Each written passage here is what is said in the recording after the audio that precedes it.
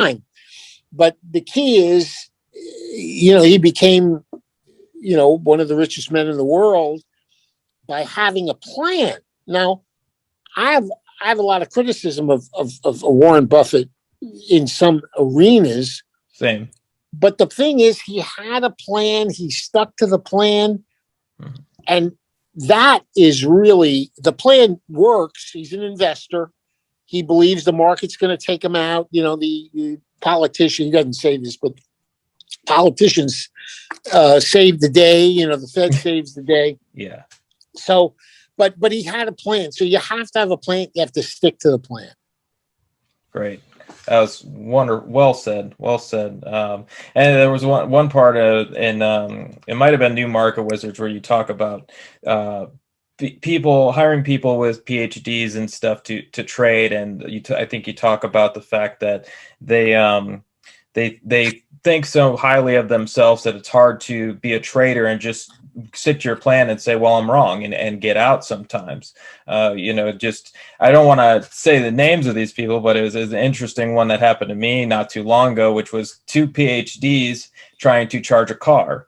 One guy's a surgeon, and they're both sitting there on the side of the road, and they want to charge a car. They bring one car over. They decide that red must go to black.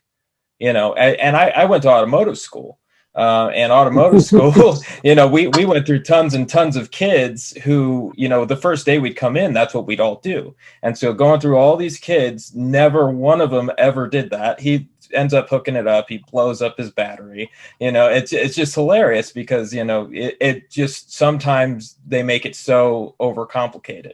So it's really, that was a very interesting thing you brought up that was in New Market Wizards, just to kind of add to that.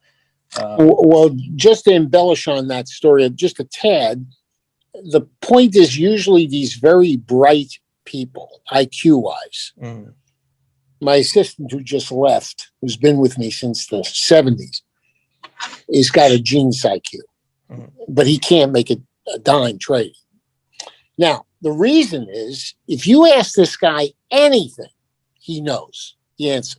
Whatever it is, you can ask him because he reads and he's got a photographic memories per se. Mm-hmm. So these PhDs, using them as, high IQ, very learned people, they are right so often about so many things that they develop a very high self-esteem of themselves, which is fine. That's a good thing. Mm-hmm. But in trading, you could go and you can do research and spend months. Let's say I'm going to use an example in the automotive business.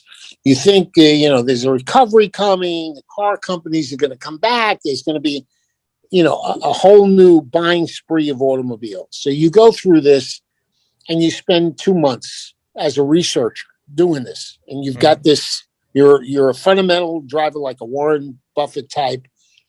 And you come to this conclusion, you go long. So now here you are long the auto stocks you've researched, and you're sure as rain that this is going to happen. Now and here comes the point, something has changed. Something somewhere in the world has changed, but you don't know that change because you can't know everything that's going on in the world that's hidden from you. So all of a sudden, the markets go the other way. And if you don't have a strategy to exit, which most of the people don't, they spend 2 months saying, okay, I've researched this. I know this is going to happen. They don't have, let's say, the emotional discipline to say, whatever I did, I was wrong. Or in this example, which is mostly the case, something changed, but you don't know it's changed.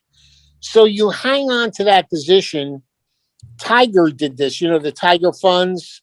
Yes. I think he bought U.S. Airlines, if I wasn't mistaken. I think it was an airline. It was an airline. He got murdered in it.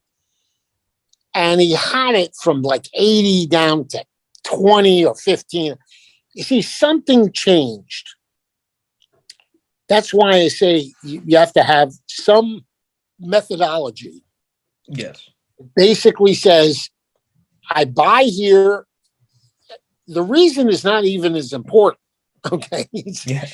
You've come to a conclusion, but where are you wrong to not put you out of business?